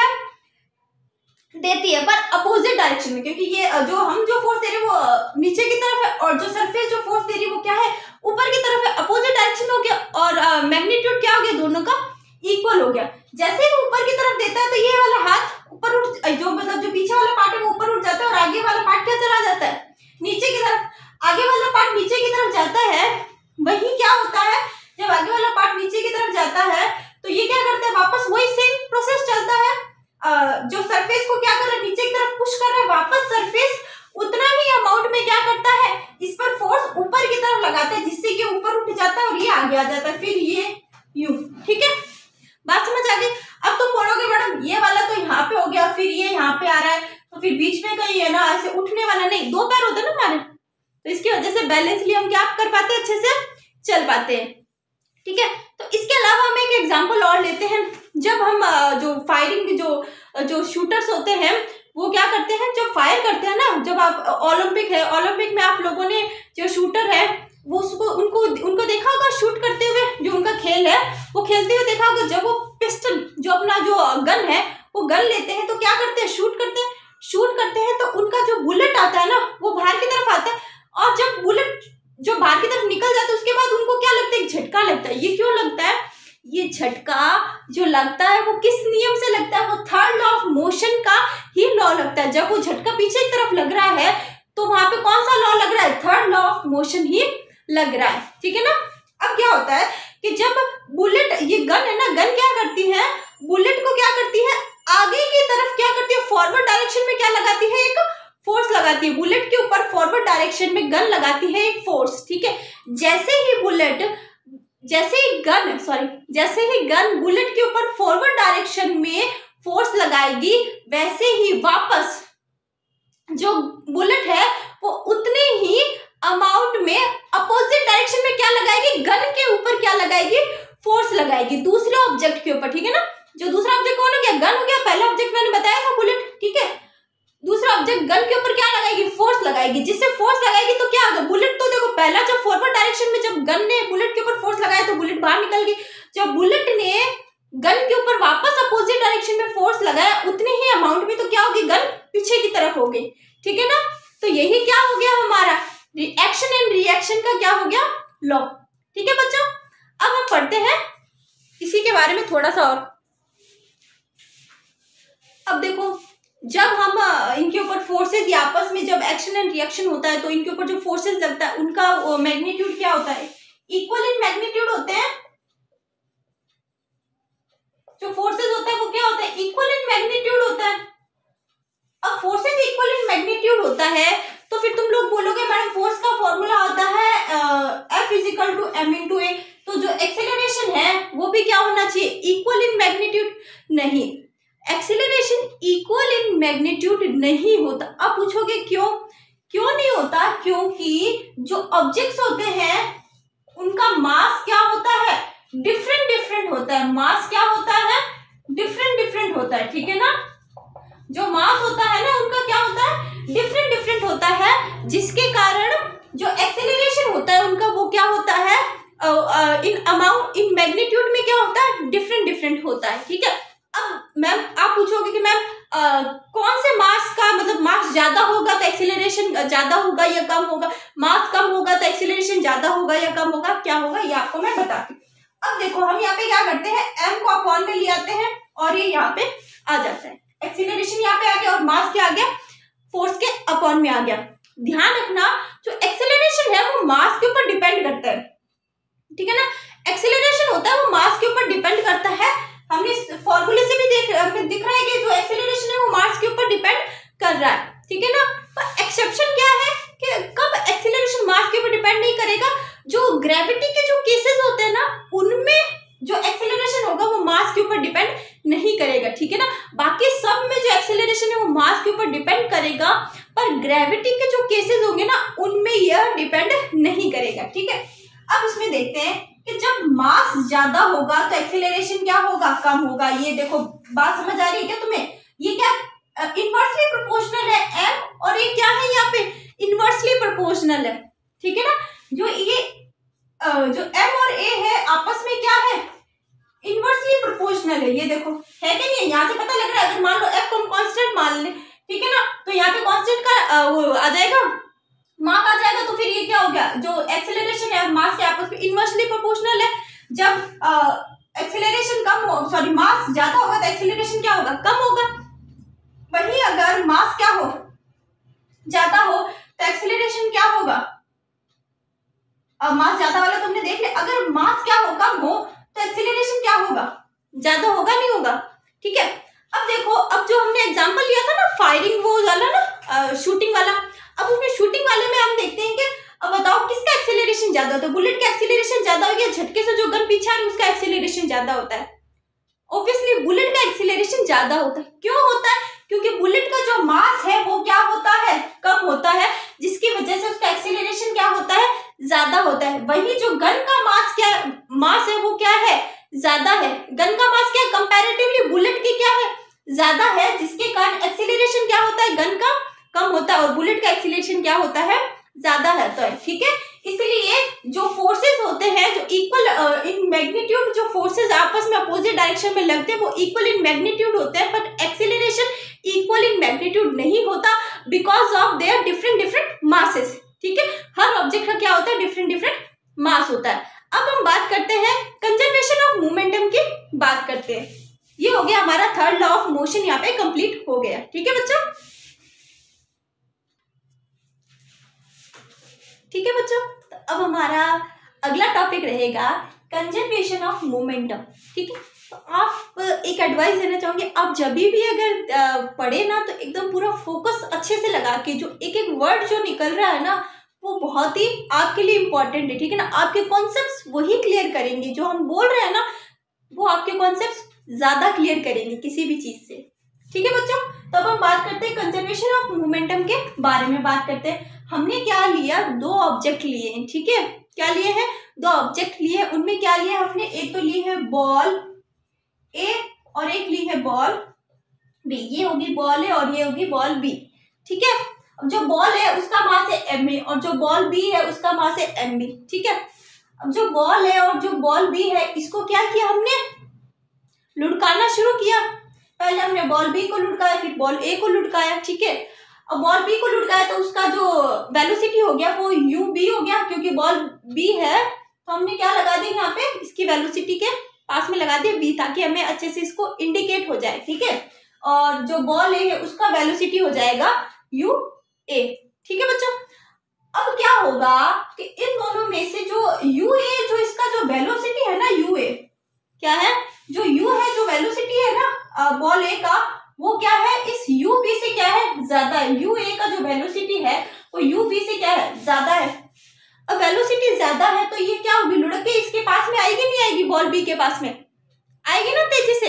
अगर बराबर होता तो ये अपने एक डिस्टेंस में स्ट्रेट लाइन में चलते रहते, पर है ये स्ट्रेट लाइन में, पर क्या इसका वेलोसिटी क्या है, ज्यादा है, तो इसके पास आके इसके टकरने के चांसेस क्या है, ज्यादा है क्या नहीं है।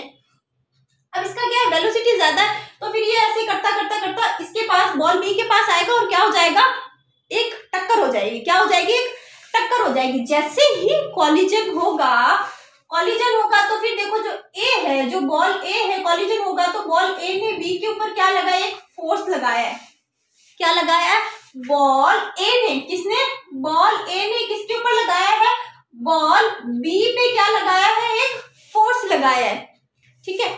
जैसे ही बॉल बी के ऊपर फोर्स लगा, बॉल बी ने बॉल बी ने क्या लगाया है, यहाँ पे लिख रही, बॉल बी ने ए के ऊपर क्या लगाया है, एक फोर्स लगाया है। बॉल बी ने क्या लगाया, बॉल ए के ऊपर क्या लगाया है, एक फोर्स लगाया है।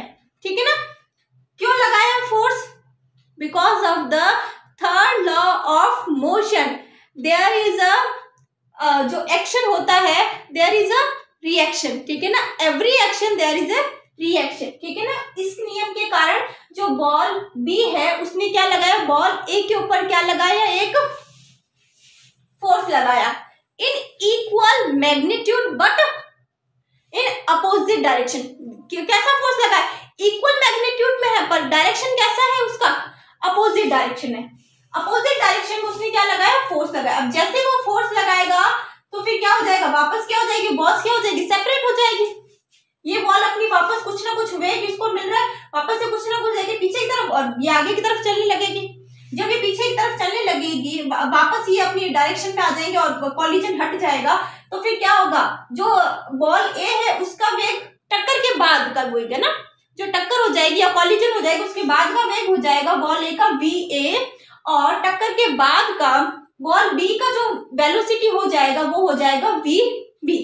इतनी बात आप लोगों को समझ आ गई क्या अच्छे से, कि हमने यहाँ पे पहले ये जो सिचुएशन है क्या बिफोर कॉलिजन है। कॉलिजन क्यों हुआ, क्योंकि वेलोसिटी यू ए का ज्यादा था, इसकी वजह से कॉलिजन हुआ। जैसे ही कॉलिजन हुआ तो हमने देखा कि जो बॉल ए ने बी के ऊपर फोर्स लगाया, ठीक है ना, तो बी ने रिवर्स में क्या लगाया, उतना ही फोर्स अपोजिट डायरेक्शन में क्या लगाया, वापस बॉल ए के ऊपर लगाया, बी ने लगाया ए के ऊपर। ठीक है ना, तो इसको लिखने का थोड़ा तरीका समझो। जैसे मैंने क्या बोला, जो ए ने फोर्स लगाया, किसने लगाया फोर्स, ए ने फोर्स लगाई है, देखो ए ने फोर्स लगाया किस पे, बी के ऊपर, तो इसको लिखते क्या है कंबाइंडली, फोर्स एफ और नीचे क्या लिखेंगे ए बी। ठीक है, वही जो बी है उसने ए के ऊपर फोर्स लगाया तो हम इसको लिखेंगे क्या, ये देखो हमने लगाया जो फोर्स बी ने लगाया, किसके ऊपर फोर्स लगाया, ए के ऊपर फोर्स लगाया, तो इसको कंबाइंडली लिखेंगे क्या, फोर्स बी। ठीक है ना, तो इससे हमें पता लग जाएगा एक्शन करने वाला कौन है। देखो इसमें जो फोर्स है, इसमें पहले ए ने किसके ऊपर लगाया, बी पे, और इस वाले सिंबल से हमें पता लग रहा है कि जो फोर्स है बी ने किसके ऊपर लगाया, ए के ऊपर फोर्स लगाया। ठीक है बच्चों, बी ने किसके ऊपर लगाया फोर्स, ए के ऊपर लगाया। इससे हमें सिंबल से हमें पता लग रहा है कि किसने किसके ऊपर फोर्स लगाया। समझ में आ गई ना, पहला तो जो आगे जो सिंबल होगा इससे हमें पता लगा इसने लगाया है, दूसरे वाले सिंबल के ऊपर फोर्स लगाया है। ठीक है, अब हम ये जो फोर्स आपस में क्या है, बराबर है ना, पर क्या है इनका अपोजिट डायरेक्शन में, पर डायरेक्शन क्या है इनका अपोजिट है, ये है नहीं है, बताओ ऐसा है कि नहीं है, ऐसा बराबर है ना आपस में, पर डायरेक्शन क्या है इनका अपोजिट है। अब इसी से आगे हम पूरी कहानी पढ़ते हैं। हमने अभी ये देखा कि जो एफ ए बी है वो बराबर है, इक्वल है in magnitude but opposite direction में। किसके बराबर है, माइनस एफ बी ए के। ठीक है ना, एफ बी ए के बराबर है पर अपोजिट डायरेक्शन में, इसलिए हमने क्या लगा दिया, यहाँ पे माइनस का चिन्ह लगा दिया। ठीक है बच्चों, अब माइनस का चिन्ह लगा दिया तो अब हमें पहले पता होना चाहिए जो फोर्स है उसका फॉर्मूला क्या होता है। फॉर्मूला होता है F is equal to M into A होता है। ए को हम अगर v minus U upon T लिखे तो कोई दिक्कत है क्या, नहीं, क्योंकि ए का मतलब क्या होता है, v अपॉन टी तो होता है। ठीक है, तो यहाँ पे क्या दो वेलोसिटी, इसलिए हम लेंगे v माइनस यू अपॉन में टी लेंगे। तो अब हम देखते हैं कि जो एफ ए बी के लिए यहाँ पे फॉर्मूला हम लिखेंगे, एफ ए बी मतलब ए लगा रहे बी के ऊपर फोर्स लगा रहा है ना, ए लगा रहा है किसके ऊपर, बी के ऊपर फोर्स लगा रहा है, तो मास हम किसका लेंगे, ए का ही लेंगे ना, M A V A minus U A upon में टी। ठीक है ना, अब बी है यहाँ पे क्या एफ बी है, तो यहाँ पे जो फॉर्मूला लगेगा वो सब किसके ऊपर होगा, बी के ऊपर, क्योंकि बी ही क्या कर रहा है, सारा कुछ काम कर रहा है। तो जितने भी जो वेलोसिटी है, जो मास है, वो सब किसका लेंगे, बी का। जैसे यहाँ पे क्या था, हमने सारा क्या मास और वेलोसिटी किसका लिया, ए का लिया, क्योंकि ए ही सारा काम क्या कर रहा था, बी के ऊपर कर रहा था, और इस वाले में क्या कर रहा है, बी ही सारा काम क्या कर रहा है, ए के ऊपर करने लगा। माइनस क्यों लगाया पता है ना, क्योंकि अपोजिट डायरेक्शन में है। ठीक है, M B V B minus U B upon में टी। ठीक है, अब अपॉन में टी है तो टी से टी कट जाएगा, कट गया। अब इसको अंदर की तरफ क्या करेंगे, मल्टीप्लाई कर, एम ए को वी के साथ और माइनस यू ए के साथ मल्टीप्लाई करेंगे, वैसे ही एम बी को वी बी के साथ और माइनस यू बी के साथ क्या करेंगे, मल्टीप्लाई करेंगे। तो मल्टीप्लाई करेंगे तो कुछ ऐसा आएगा हमारे पास, M A M B minus M A U A is equal to M B V B minus M B U B, ये आएगा। ठीक है, अब जो वेलोसिटी, जो इनिशियल वेलोसिटी वाले हैं वो एक तरफ ले लो, और जो फाइनल वेलोसिटी वाले हैं वो भी क्या ले लो, एक तरफ ले लो। इनिशियल वेलोसिटी वाले और फाइनल वेलोसिटी वाले दोनों एक तरफ ले लो। अब इनिशियल वेलोसिटी वाले देखो हम ले लेते हैं एक तरफ, ये वाला है, इसको हम कहाँ भेजेंगे, ठीक है ना, जो एम बी है इसको यहाँ पे लेके आ जाएंगे,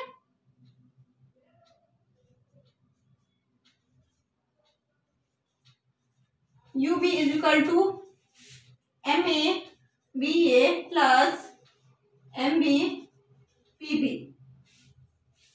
ठीक है बच्चों, ये हो गया। इसको यहाँ पे क्या कर लेंगे, जो वेलोसिटी वाले है ना, यू वाले और वी वाले दोनों को क्या लेके आ जाएंगे, एक साथ में लेके आ जाएंगे। ठीक है, अब इसमें देखो एक देखने वाली चीज क्या मिली तुम्हें, ये क्या है, एम जो मास और वेलोसिटी वो किसका फॉर्मूला होता है, मोमेंटम का।